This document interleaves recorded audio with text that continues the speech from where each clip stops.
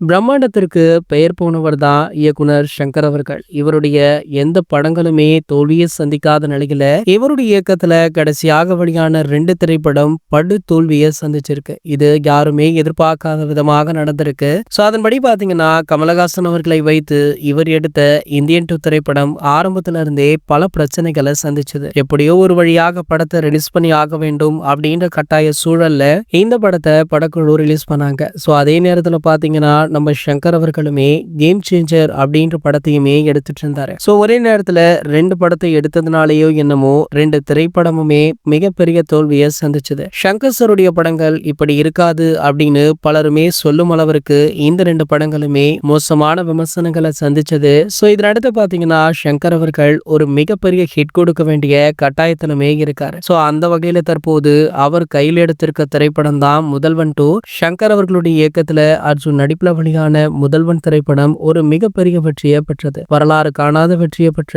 இந்த திரைப்படத்திற்கு தற்போதுமே ஒரு ஹைப் இருக்கு. ஆகையால இந்த படத்துடைய 2ஆம் பாகத்தை எடுக்கலாம் அப்படின்னு சங்கர் அவர்கள் முடிவு பண்ணிருக்காரா. சோ அதுவுமே சூப்பர் ஸ்டார் ரஜினிகாந்த் அவர்களை வைத்து அப்படின்னு சொல்லும் பொழுது படத்துடைய கோணமே வேற மாதிரி போகுது. சோ ஆகையால பாத்தீங்கன்னா இந்த படத்துல சூப்பர் ஸ்டார் மட்டுமல்ல மலையாள சூப்பர் ஸ்டாரான மம்முட்டி அவர்களுமே இருக்கார் அப்படின்ற ஒரு டாக்குமே இருக்கு. சோ அதற்கான பேச்சுவார்த்தைகள்ல தற்போது சங்கர் அவர்கள் அதி தீவிரமாக இறங்கியிருக்காரா. கூடிய விரைவிலேயே இதற்கான அறிவிப்பு எப்போது வேண்டுமானாலும் வெளியாகலாம் அப்படின்னுமே சொல்லப்படுது. இது போன்ற செய்திகளை பற்றி நீங்க உடனே தெரிஞ்சுக்க நம்மளுடைய சேனலை மறக்காம சப்ஸ்கிரைப் பண்ணிக்கோங்க.